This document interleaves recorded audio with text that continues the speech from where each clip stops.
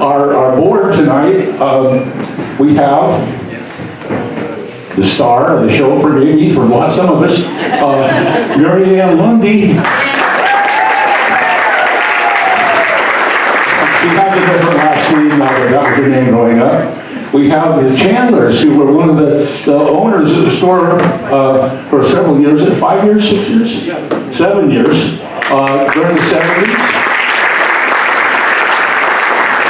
We have Dick and Mary Jennison. Dick family, the Hodgson family, were the first owners, I believe, of Richardson Store. And he grew up, his parents, grandparents lived there, and he spent a lot of time there, and his wife, Mary, is also there.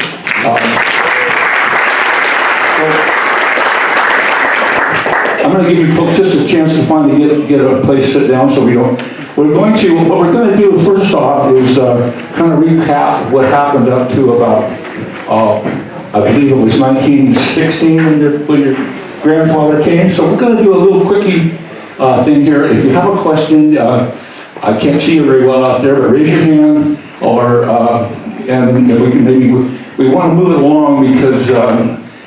You know, when we get to the part after this, it's probably going to take a long time, but we all got something to say or hear. So, if you want to start with the slides, so we can go ahead with that. But this is what we kind of remember Richardson Store looking like when most of us were young, or up until the time when we lost it.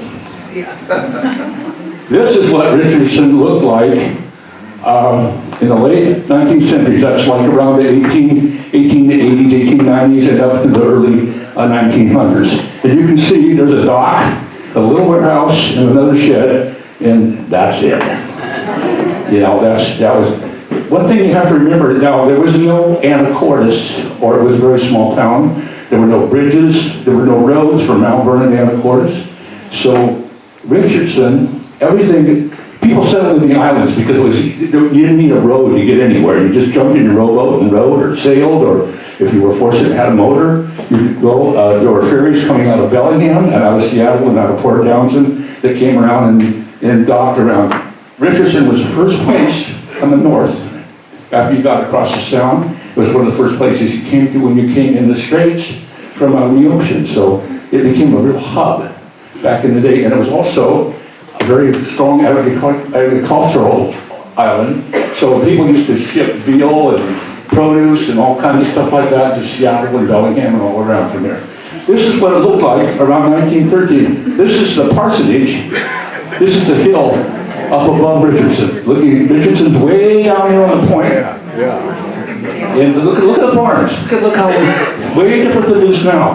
There's a farm now way over here, with the Portermacher farm, the Davison farm, but that's what it looked. It was all cleared.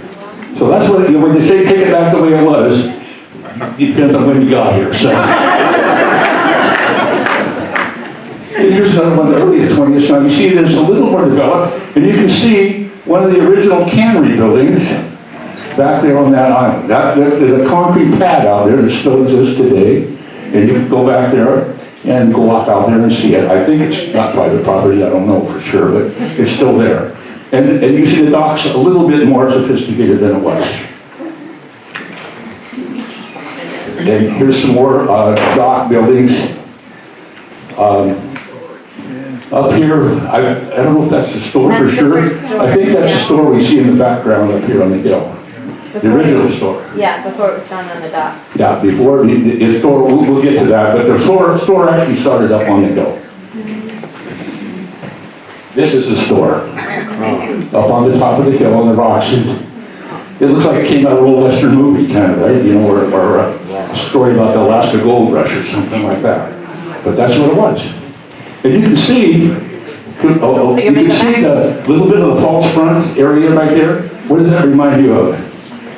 The store building that we all know. We'll get to that in a second. This is when Hodgson's had it. This is hidden cannery. Now you're looking here, here's the dock. Those are the original oil tanks, not the ones that are there now. Warehouses. There's an island out in there, and you can see there's another dock coming back here. There's another cannery over there. At one time, there was at least, we think, as far as we can determine, 3 land-based canneries, and maybe 2 or 3 more floating canneries. There was huge big fish traps all around us. Here you can see some of the activity that was going on there in 1916. This is right about the time that Mary Anne's grandfather took over Richardson Store. And there he is. So we have a cot. Well, pick up your mic here and tell us what happened. When you bought the store. Microphones. I've never been very friendly with them, but I'll do my best. I am Mary Anne Lundy. That was my grandpa. He was Ira Dorn Lundy, and he came to Lopez in 1916. There needs to be just a little bit of the story before 1916 to help you understand how he ended up there. Ira's family, he was born in Ontario, Canada, and his father, Oliver, who was my father's namesake, they moved to Illinois in 1889, and Ira became a naturalized American citizen in 1995. He married my grandma, Mary Stewart, in 1997, and he worked for the National Cash Register Company. And back on that table is like the big nickel, and it was he earned 127 points from the National Cash Register Company, for which that was his prize. So, Wisconsin to Seattle, my grandma Mary had a scrapbook in which I swear that she cut out every article that ever had Ira's name in it in the entire history. And so I dug through that, and another picture that's back there is somehow along the line, Ira became friends with Teddy Roosevelt. And Teddy Roosevelt told Ira that there was some money to be made. There was a business opportunity, automobiles, West Coast. So Ira packed up Mary and his family, and he moved to Seattle in 1908. And he had a franchise for the Winston Motor Carriage Company. He ran that for 2 years, and it must have gone well, because in 1910, he opened his own automotive car dealership, and he sold Stoddard Dayton motor cars. Well, this was, I think it all was going well, and, but then, he was in Seattle, and Seattle in 1910, this era, it was really a boom town, and it was pretty raucous. It said, I found an article in one of the old newspapers, and it said, gambling, prostitution were rampant, with access to liquor uncontrolled. History reports that the mayor, Hiram Gill, opened the city to brothels, gambling, and saloons. He sanctioned a 500-room brothel on Beacon Hill, and the city gave him a 15-year lease. So, I think that Seattle was kind of the old Wild West, last Wild West town. So, my grandpa Ira, though, he was on the other side. My grandpa Ira was an advocate of a gentleman named Reverend Matthews, and Reverend Matthews ran the Presbyterian Church in Seattle, and Reverend Matthew organized the, okay, I have to make sure I get this right, where are you? Okay, you're here somewhere. Here we are, the Purity Squads. Seriously, that's what they called themselves, and they were the temperance group, and they were going to run sin and corruption. So Ira decided that how he could be part of this was he would run for political office. So in 1914, he ran for city council, and he was elected. And the first thing he did was he took on the really corrupt mayor and the chief of police, Lang, because there was an ordinance in Seattle at the time that said you couldn't drink and dance at the same time. You could drink in the saloons, you could dance in the cafes or the hotel, but you couldn't do both. So he went to the mayor and he said, all these hotels and cafes are breaking the law, so we have to shut them down. That was how he was going to get corruption out of Seattle. Well, when the mayor's a crook and the police chief's a crook, he didn't get very far. So, I love this. They went on a crusade, and here's one of the, a segment from one of Reverend Matthew's sermons where he said, "The saloon is the most fiendish, corrupt, hell-soaked institution that ever crawled out of the slime of the external pit." Seriously,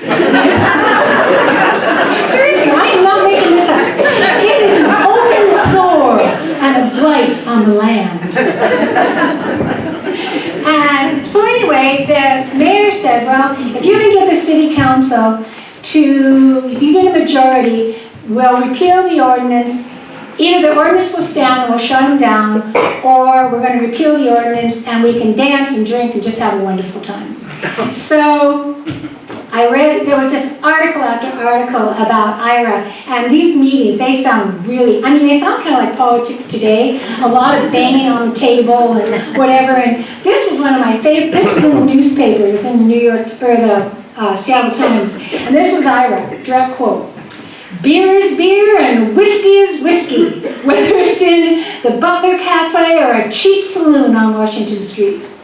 You wouldn't want your daughter, I don't want my daughter to take liquor and then mix around with strange men.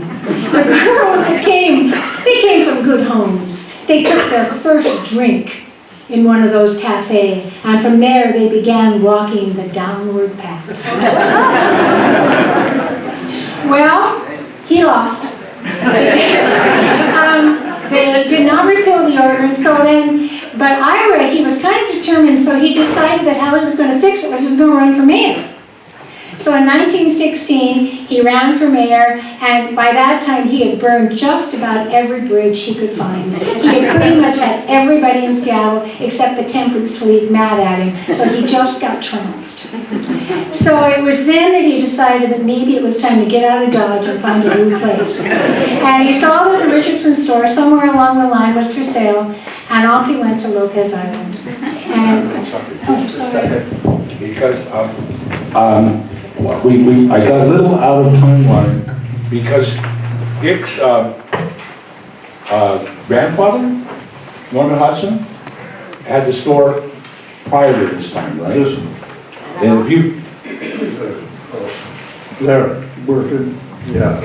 so if you have any information about, Yeah. a little bit of information about what was going on at that time. My great grandfather would be N.P. Hudson.